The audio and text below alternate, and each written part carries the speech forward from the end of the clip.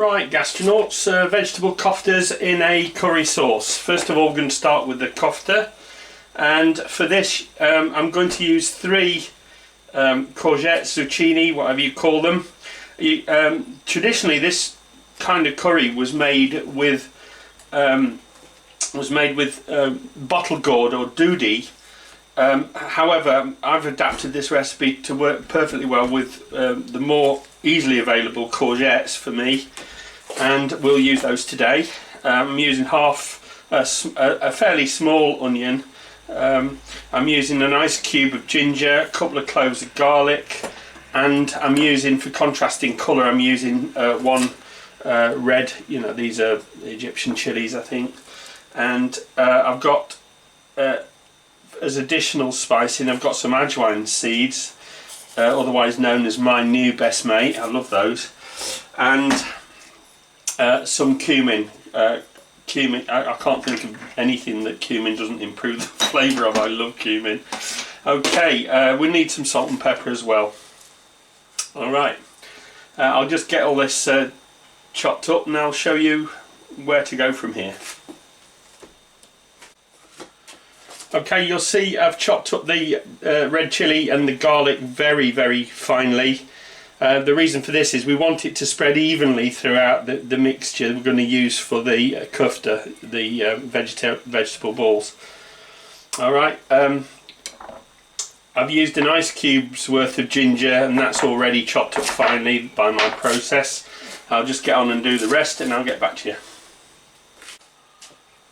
Alright, I've half the topped and tailed and half the courgettes lengthways, and you'll see, you might be able to see that on camera, but that's already starting to leach some of its juice. We need to get rid of a lot of that juice. So what you will need to do is you'll need to grate the courgettes, and likewise I'm going to very finely chop that onion. But these will need to be grated, so I'm going to put these through my food processor, and I've just split them lengthways so they fit in nicely, and they go through there. That's I'll get back to you once all that's done. So I get that in there, and I now need to add some salt, which is here, and you need a fair bit of salt for this. It looks like I'm adding an excessive amount of salt, but it's actually, a lot of that salt is going to drain off after it's done its job. Okay, so I add the salt, and then I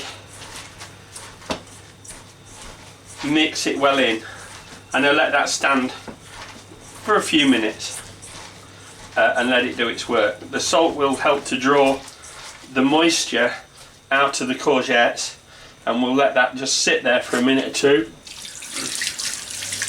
and let that happen. So now we've got it soaked for a while, and it's starting to really issue a lot of liquid. You can feel it, it's like a wet sponge. So then you just drop that in there and then allow it to drain for a while. Give it a push down, that will help it along. But you really want to let that drain for quite a while now. Just let that drain on through. The collecting liquid we can keep and add it to the poaching sauce, to the curry sauce, so it doesn't get wasted. Alright, so I need to let that leach out liquid. Let me just show you that in the bottom. You see that now? That's kind of dripping away, and we'll need that to drip away for a good 10-15 minutes, longer if you can afford the time, and I'll get back to you when all that's done. Alright, that's draining away nicely, and while I was doing the onion I thought I'd show you exactly how I'm doing it. I want this cut really, really fine, so what I do is I drop my knife through it really thin and do what I call feathering. So that feathers it, and then go right down there, and then in very fine pieces across the feathers to get a very fine chop. I'll finish all that and get back to it. Okay, into the mixing bowl goes the aromatics now. In goes the ginger, the onion, the finely chopped onions already in there, and the garlic and the chilli, they go in. I'm also going to put in a pinch of ajwain seeds, my new best mate. A little pinch of them, maybe 2 pinches because they are my new best mate. And some cumin. And this is roasted cumin. I love the flavour of roasted cumin. And a couple of pinches of roasted cumin as well. I tried to break that up a little bit because it improves the texture a little bit. And I'll put some black pepper in as well, because I can. Superb. Right, plenty of black pepper for me. And one other thing I will put in there is a pinch of fresh chopped coriander or dhania. Okay, I'll put that to one side and I'll help the courgette along. And you see it's still issuing a fair amount of liquid even now. But once you're happy that you've got most of the liquid out and that when you squeeze it, it's not dripping too much through your fingers, you'll use what's left of the moisture then to bind it. And so now, as you see, just from 3 courgettes, let me move that out of the way, just from 3 courgettes you've got probably a cup of liquid. Keep that liquid because it's rather tasty and that makes up the sauce. Alright, so let's get this back. That can go into there. So I've added the coriander, just a pinch of coriander, which is lovely. And for those of you who never ever tasted this, you're in for a real treat because it is a fabulous, delicious dish. I've cooked this for friends, army friends back in the day, and they've said to me, "Oh, this is nice. What kind of meat's that?" And I said, "Courgette." So there you go. But this is suitable for vegans, vegetarians, and for those of you who don't eat meat during religious festivals, it's perfectly good and very tasty. So that's all the vegetables and all the spices and all the flavourings mixed in now. We don't need to add salt because there's plenty of salt added during that process. You can add other herbs to it like parsley if you wish, but I think I've got enough flavourings in there for my own taste. And the next thing we're going to do is turn that into a very stiff batter, and we do that with flour, of course, and for that purpose I'm using gram flour or besan. You don't have to use besan. Lentil flours are good, or just use whatever flour you use to bind your batters at home. But if you can find gram flour, if you can find lentil flour, please do so, because it really does add a new dimension to these things, and it really is delicious. And the other thing I'm going to use is a little bit of wholemeal, strong wholemeal bread flour to it, and that's just an additional strength of binding, and binds it together nicely without having to use egg, because we don't want to use egg because this is for vegetarians. There we go. Okay. I'll just add the flours. Okay, I'm going to start by adding half a cup of gram flour, and I'm going to add a quarter cup of wholemeal flour. Now this is wholemeal flour. It's a bit like chapati flour and it's still got the bran in. If you want to make chapati flour out of wholemeal flour, literally just sieve out the bran and then that's what you got. You can add the bran to other things and sauces to make them more substantial, but we add that in, and now we need to get in there deep and dirty with our fingers and mix it together. I learned about this dish while I was a young soldier in the British Army, and I was serving at the time in Hong Kong. And I don't know if any of you know Stonecutters Bridge, but it's that huge bridge that spans across Victoria Harbour in Hong Kong. And it used to be an island, but now it's actually joined up with the mainland at a place called Sham Shui Po, and it's now just one of the legs of a giant bridge. But back in my day it was a little island, and it was where the British Army kept an ammunition depot, and that's where I worked.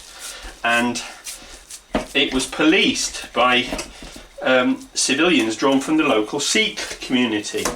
And I befriended Tirath, who was the Tirath Singh, who was the inspector of police on the island. And his wife very kindly showed me how to make this dish. She made it with dudhi, with bottle gourd. But I've since adapted it and changed it and come up with this. Because in the first few years I was really just cooking from memory. But I kind of perfected this over the years, and it's absolutely fantastic. We really got to give this a try. Okay.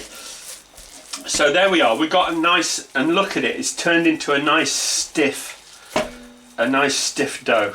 And what I do to make the balls is I squeeze it like that, and each time you squeeze it you get a decent sized ball like that, and then that's how I do it. And it's a very simple process, and then you just carry on until you've done it all. And then the next thing we do is we fry those balls off, and I'll get and show you that in a sec.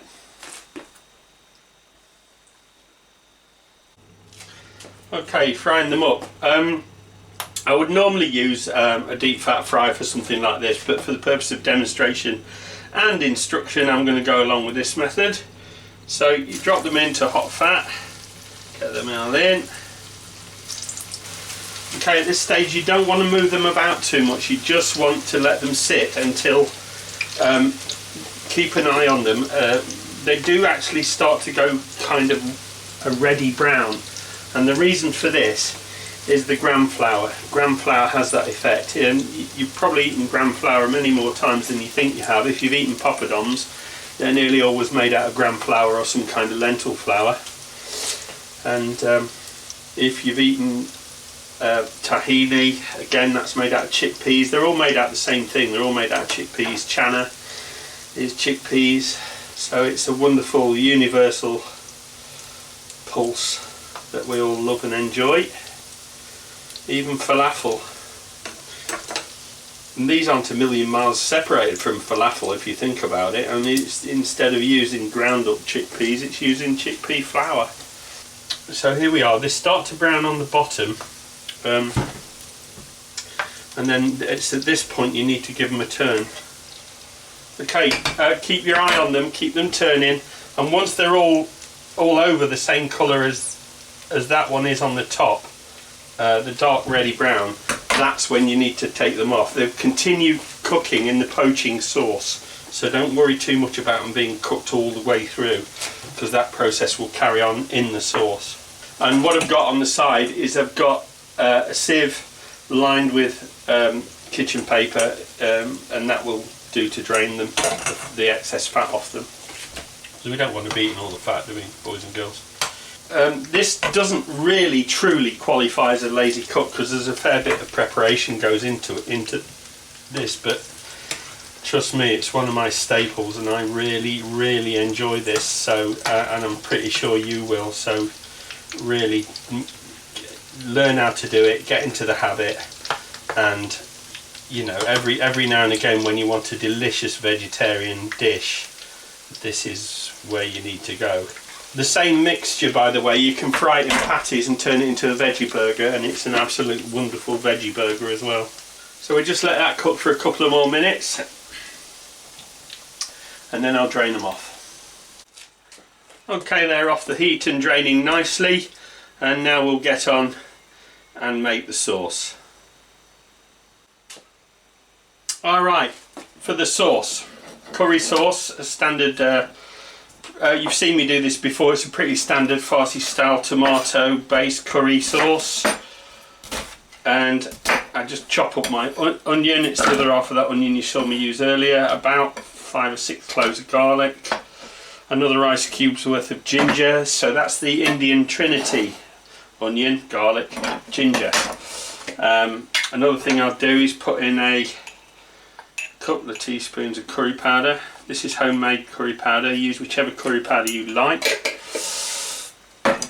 and a splash of oil, and then we give that a whiz.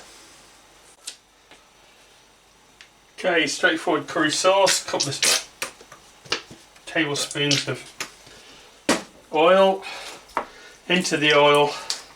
Let that heat up into the oil, and a little bit of, where are we? A little bit of panchparan to sweeten the fat, and let that go till it pops.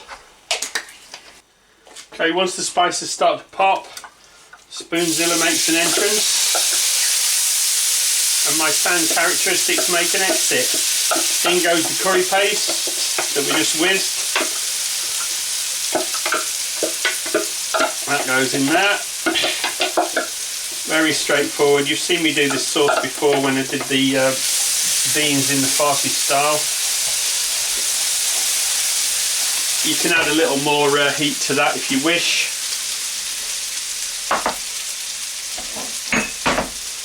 And you give that a stir. Let that go for a bit.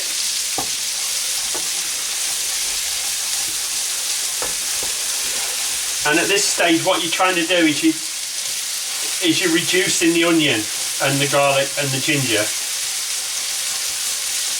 until you get a characteristic smell, and that smell is rather sweet. It's a sweet smell, but it's absolutely vital to get that smell right if you want to get this sauce right. So make sure you get that lovely characteristic smell. Let that go for a few minutes, stir and fry. So here you'll see is the juice from my courgettes, which I've strained. It's very green, lovely. I'm just going to tip a little bit of that into the food processor and just swill it around.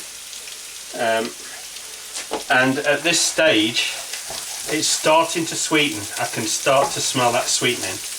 So it's at this stage that I add just that little bit into the sauce,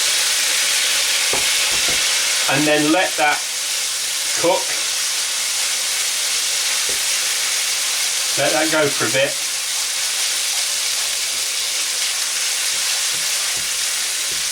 And then it starts to reduce again till it starts to fry, and you start to see the oil separate out again. There's a fair bit of oil in this because we put oil in the pan, and we also put it in the onions. But excess oil can be drained off, but it is necessary for the cooking process. So that then starts to reduce, starts to fry again. And it's at this stage I'm adding 1 cup of canned chopped tomatoes. That goes in there. And that forms the basis of the sauce. And then we let that come up to the boil and again cook down.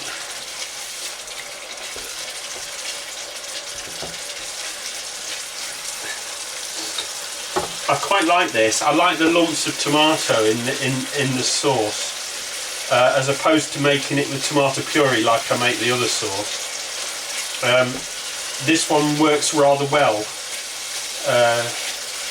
as a tomato-based curry sauce, and it works really well, especially with the delicate koftes, the vegetable koftes that we're making here. I've no idea what the Punjabi name for that was, but I'm sorry, I've just lost it in the annals of time. Maybe some kind person will write it in the, will write it down below for me, down here somewhere, down there.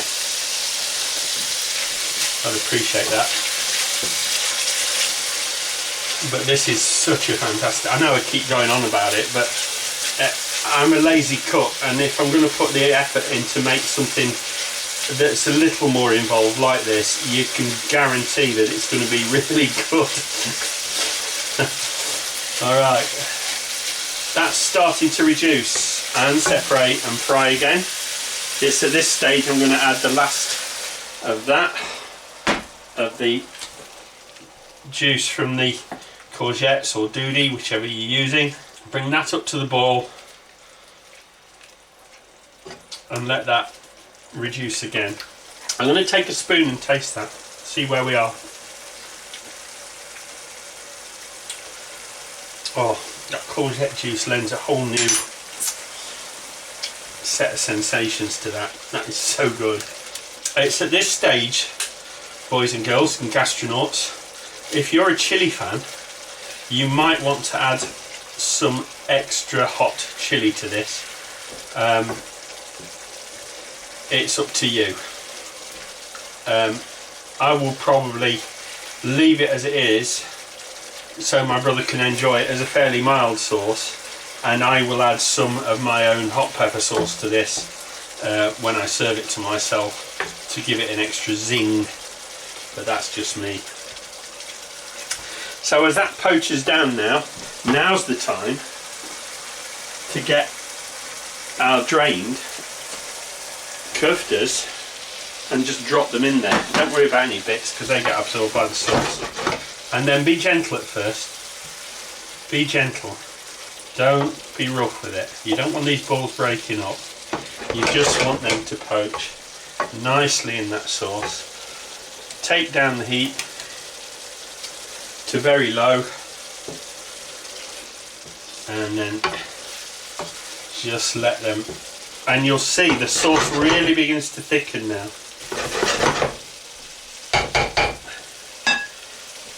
That really is gorgeous. I know how good this is going to taste, guys. I know how good that will be. So that's actually cooking rather quickly. I'm going to draw it off the heat a little bit. If I had gas, I'd just turn it down, but it takes too long to get low for my needs. At this stage, I'm going to add some coriander.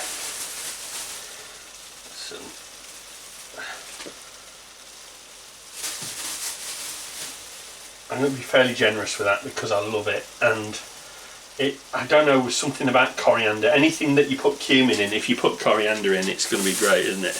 In fact, curry powder is coriander and cumin, isn't it? That's basically what it is.